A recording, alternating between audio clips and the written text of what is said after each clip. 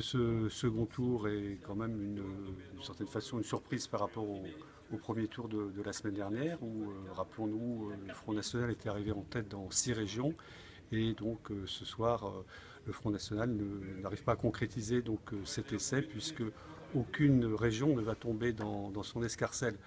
On voit bien que le Front National paye une fois encore le prix de son isolement, puisque le parti frontiste se montre incapable de nouer des alliances avec d'autres formations, et donc au second tour, c'est l'impasse.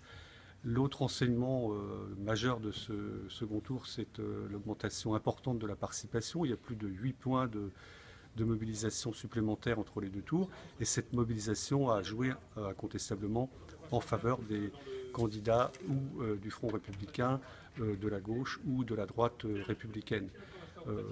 Donc on arrive ce soir à une situation qu'on n'attendait pas forcément la semaine dernière.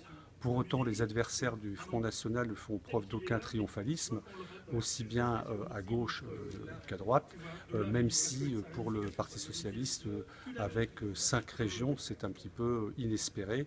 Et finalement, on peut dire que le PS ne s'en sort pas trop mal. En revanche, du côté du Parti des Républicains, ce n'est pas la vague bleue qu'ils pouvaient espérer.